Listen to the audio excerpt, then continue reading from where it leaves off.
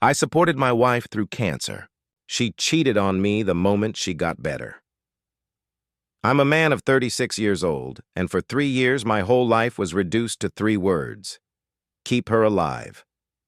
My wife, Laura, was diagnosed with an aggressive cancer at 32. The day the doctor said the word, I felt the floor tilt. We sold the second car. I rearranged my work hours. I learned how to track medications and set alarms at 2 a.m. I learned the quiet art of not crying while carrying a bowl to the bathroom because she was too weak to make it there. I became the person who checked her breathing at night, who wrote down every side effect, who argued gently with nurses when a dose was late. I turned down a promotion because it demanded travel. I told my boss I'd make it up with results. I did. None of it matters now. When the scans started coming back clean, when her hair began to return as a soft halo and her cheeks weren't gray anymore, I felt like we'd earned a second life.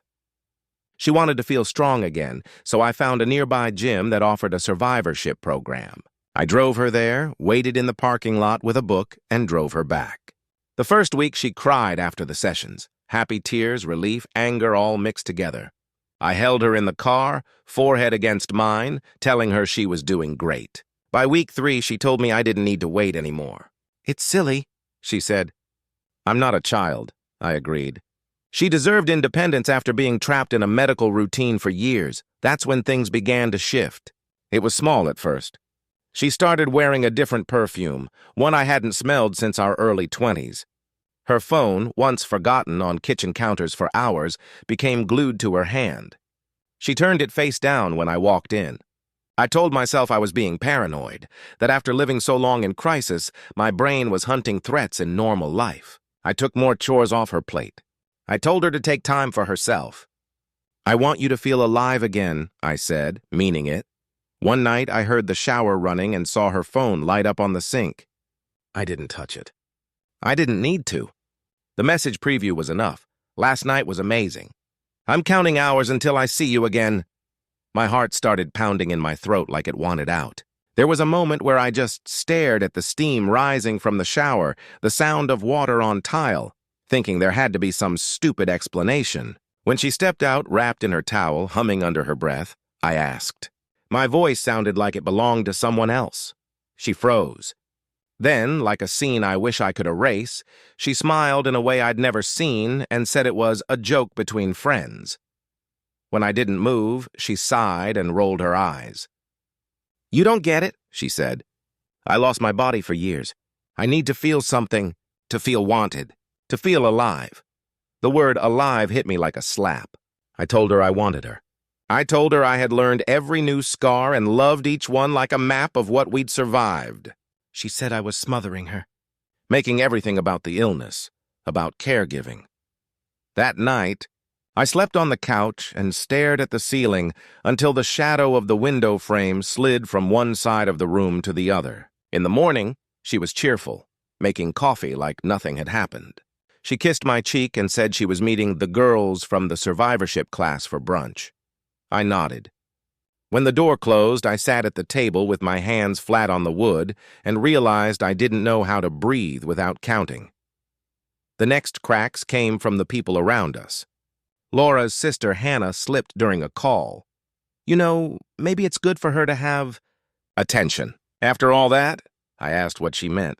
She backtracked so fast she nearly swallowed the phone, said she meant attention from friends, community. Later, a neighbor made a weird face when I mentioned the gym and asked if I'd met the trainer everyone is obsessed with. I hadn't. I had only seen his name once on a flyer. Mark. Smiling, arms crossed, the kind of easy confidence that shows up in ads. I tried to talk to Laura again. I said I felt like I was losing her after fighting so hard to keep her. She said I was being dramatic. She said I had to stop policing her phone and her time. I hadn't once asked to see her phone. I hadn't once followed her. I kept asking for honesty. She kept telling me I was making her recovery about me. A week later, her gym bag fell off a chair. A small fabric pouch tumbled out. Not makeup. Not earbuds. A hotel room key card in a generic sleeve with yesterday's date written in ballpoint on the back. I picked it up. My hands shook so hard I had to sit down. I didn't wait this time. When she came home, I held out the card and asked, "Do you want to try again?" She stared at it, then at me, and the calm broke. She said I'd followed her, that I was invading her privacy. She accused me of trying to keep her sick by refusing to let her live. The words poured out like she'd been practicing them. I slept at my friend Noah's that night. He and his wife Sophie made tea and didn't ask questions until I told them everything. Noah didn't say much. When I finished, he took out his phone and pulled up a picture from a friend's birthday dinner at a downtown restaurant, one I hadn't been able to attend because I was covering for a colleague. "Look in the background," he said. There was Laura. There was Mark. Not a gym setting, not a group. Just them, leaning in too close, eyes locked. The timestamp was from the same night as the hotel keycard. I felt something in me bend, not break. Bend like metal heated too long. I drove home at dawn. Laura was on the couch, awake, knees to her chest like a child. She said she was sorry for the way I found out, not for what she did. She said she wasn't sure what she wanted. She said maybe our marriage had been frozen in caretaking, and this was about healing. I asked if she would cut contact with him while we figured it out. She said she needed space. Space had a name. The next few days were a blur of silent breakfasts, long evenings where she went to classes and came back smelling like hotel hallways. I started writing everything down because my mind felt slippery. Places, times, phrases. Not to build a case, just to keep reality from moving on me. I stopped eating properly. Coffee became meals. I'd stand in the shower and try to remember what normal water temperature felt like. Then came the worst blow. We had scheduled a small remission dinner months earlier with her parents and a few friends to celebrate the end of maintenance therapy. I wanted to cancel. Laura insisted we keep it. "It's important," she said. I wanted to believe it was a sign she still cared about us. We booked a private room at a casual place near our house. I ordered the same salad I'd ordered 100 times when she couldn't eat heavy food, and I'd gotten used to keeping things simple. Everyone arrived with flowers and cards and polished smiles. Laura glowed in a way I hadn't seen since before the diagnosis. Halfway through the meal, the door opened and Mark walked in like he belonged there. Laura stood up. So did I. Time slowed into frames, her hand waving him over. People looking at one another. Someone laughing in shock. Hannah's face folding in on itself. Laura said, "This is Mark. He helped me get my life back." She didn't look at me. Not once. The room went quiet in a way I can still hear if I close my eyes, like when power cuts and everything stops humming. Someone clapped, awkward, stopped. Mark shook hands. He avoided mine. I left. I walked out into the dark parking lot and bent over the hood of my car because it felt like my ribs were wires someone had pulled tight. Noah found me there 10 minutes later. He didn't say, "Come back in." He said, "Do you want to go home or not home?" I said, "Not home." I stayed at their place that night again. In the morning, there was a message from Laura. "You abandoned me at my own celebration. We need to talk about your behavior." I laughed out loud in a way that scared me. A kind of sharp bark. My phone buzzed again. Another message. "I'll be at the gym this afternoon. We can talk when I get back." Not, "We need to talk now." Not, "I'm sorry." I drove to our house during the afternoon while she was out. I wasn't looking for anything specific. I think I needed to stand in our rooms and see what was left. That's when I noticed the envelope tucked under a cookbook on the kitchen shelf. My name in her handwriting. Inside, a printed transfer receipt from our savings account to hers, dated 2 days earlier. Notes field. Reimburse self-care costs. It was a decent chunk, money we'd set aside to rebuild after the medical storm. She had taken it without speaking to me. In the margin, a scribble. "We'll settle all this later. Please be mature about it." I put the paper back in the envelope and felt something cold and clear click into place. I didn't need more proof. I didn't need to catch anyone in hotel lobbies. I walked down the hall, opened the closet, and pulled a duffel from the top shelf. I packed quietly. Hoodie, jeans, a worn t-shirt she used to steal, toothbrush. I took the photo from our wedding night off the dresser and put it face down. Not because I was angry at the past, but because it hurt to look at a version of us that had no idea what was coming. When I closed the front door, I realized my hands weren't shaking anymore. I texted Laura one sentence. "I won't be home tonight." She replied, "You're being cruel." Then, "Don't throw away everything. We've been through." Then, "You're making me the villain." I stared at the last line until the screen dimmed.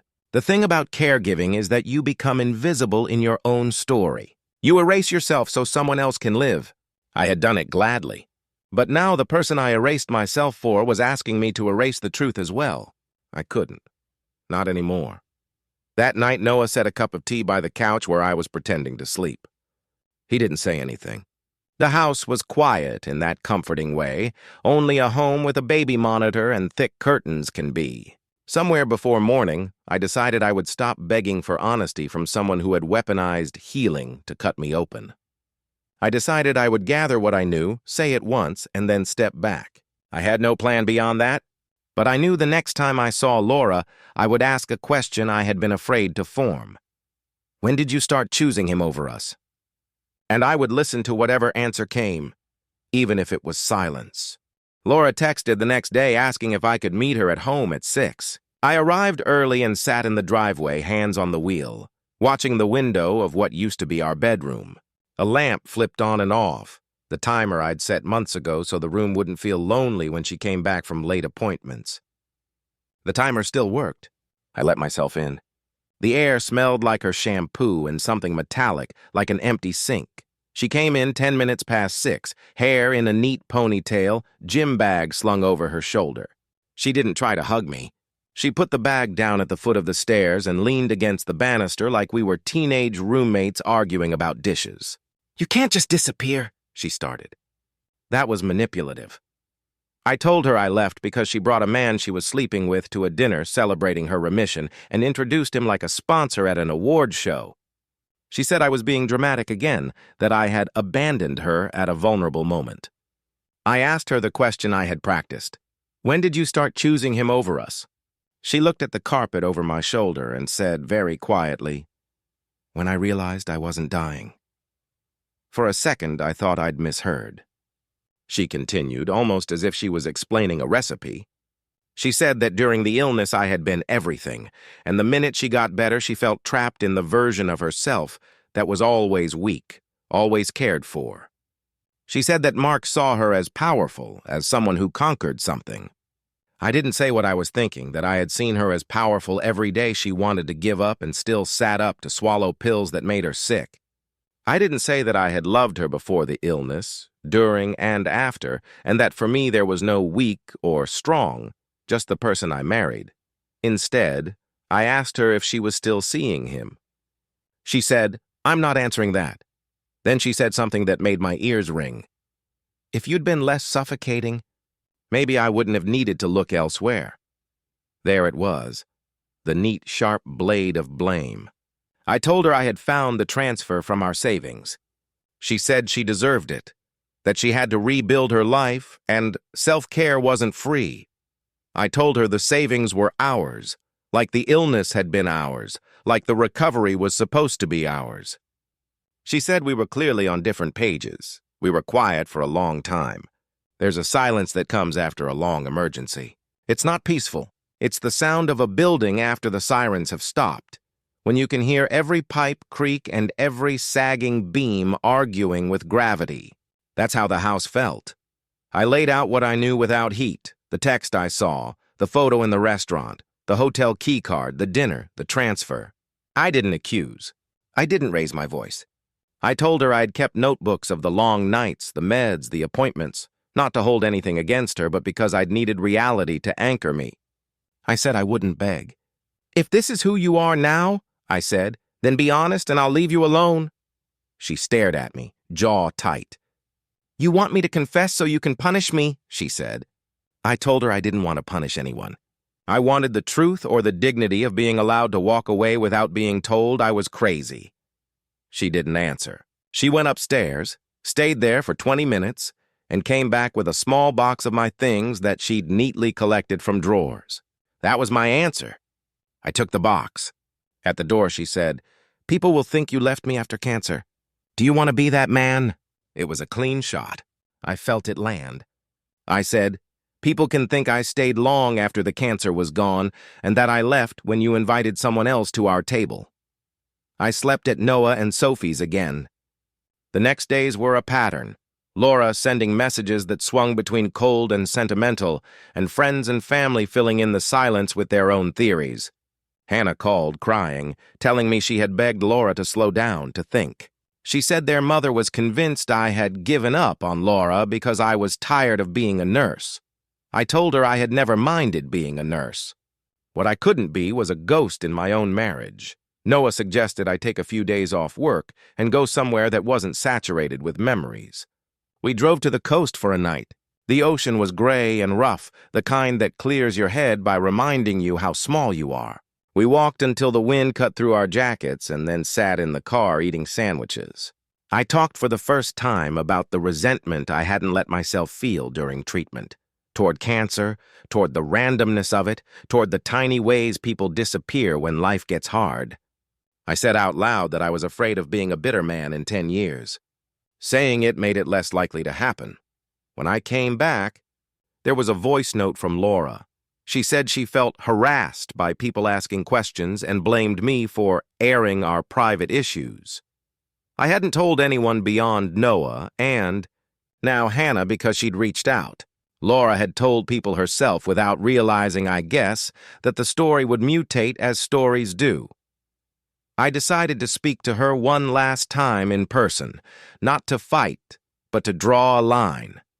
I asked her to meet at a small cafe near the park where we used to walk after chemo when she could manage it. She came in late, sat, folded her hands around her cup. I told her I would move out of the house for good and that I would not answer messages that attacked my character. I said I would not explain her choices to anyone. She could do that herself. All I ask, I said, is that you stop rewriting what happened. Whatever reasons you had, don't pretend I was cruel to you. Don't turn the man who washed your hair when you couldn't lift your arms into the villain because you're ashamed of what you're doing now. She stared out the window. You make everything sound so noble, she said. Maybe that's the problem. You need to be the hero. I laughed once, a tired sound. I never wanted to be a hero, I said. I wanted to be your husband. She left without finishing her drink. I stayed and watched the slow parade of normal life through the glass. Parents pushing strollers, a kid dragging a stick along a fence, a couple arguing softly and then laughing. I realized the quiet I felt wasn't empty. It was room. In the days that followed, Laura tried new tactics. She sent a long message about how community is complicated and how people who survive big things sometimes outgrow relationships. I typed and deleted a dozen responses. I ended up writing one paragraph. You didn't outgrow us. You left us. I loved you at your smallest and at your strongest. I won't carry your story for you. Take care. I muted the thread after that. Not blocked. Muted. It felt less like slamming a door and more like choosing which windows to open. Then something I didn't expect happened. Mark reached out. He sent a short message, just a line asking to talk man to man. I ignored it. He tried again, said he never meant to cause harm. That phrase made me angry in a way I hadn't felt yet. I wrote back, "You don't get to narrate this." "Stay away from me," he replied. "She told me you were controlling."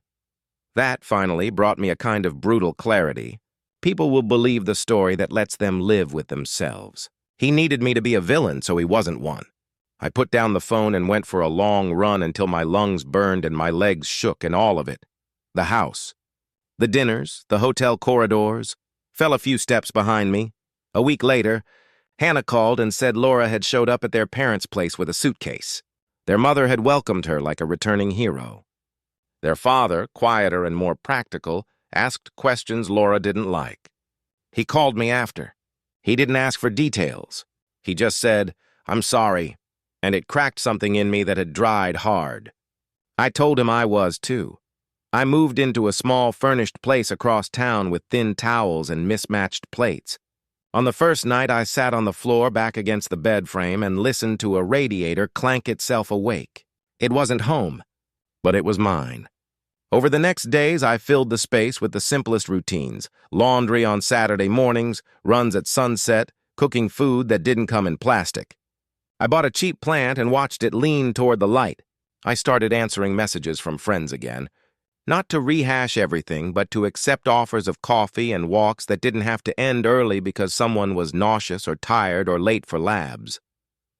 One evening, I opened the old notebooks I'd used during treatment. Pages and pages of times, doses, side effects, questions for doctors, what she could stomach on which days, notes about which nurse had the gentlest hands.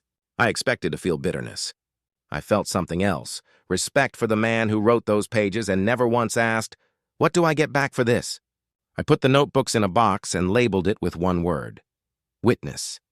That's what I had been. And that's what I still was, to my own life now. There wasn't a final confrontation. No door slammed so loud neighbors peeked through curtains. Laura faded sideways into the world she chose, where she could be the version of herself she wanted to be seen as. People asked me quietly what happened. I told them one sentence: "We're separated." If they pushed, I added, it was not my choice. If they pushed further, I changed the subject. Sometimes, early in the morning, I still reach for the empty side of the bed with a reflex that comes from years of checking if she needs water, needs a blanket, needs a hand to hold while the wave passes. The hand lands on cool sheets. I lie there and breathe until the old need settles into a new shape.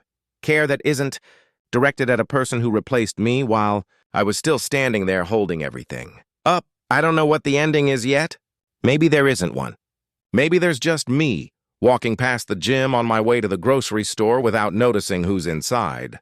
Maybe there's a day where the smell of her shampoo on a random stranger doesn't make my chest tighten. Maybe there's a dinner with friends where no one watches the door for a man who thinks he won something he doesn't understand. I supported my wife through cancer. She cheated on me the moment she got better. That sentence used to sit on my tongue like a stone. Now it's just a fact. A painful one. A defining one for a while, but not the only one.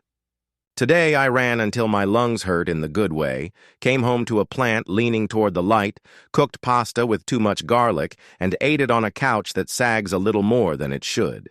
When I put my plate in the sink, I caught myself thinking about tomorrow in a way that didn't feel like a test. I'm not okay, but I'm not a ghost. And on most days, that feels like a start. Follow me for more stories.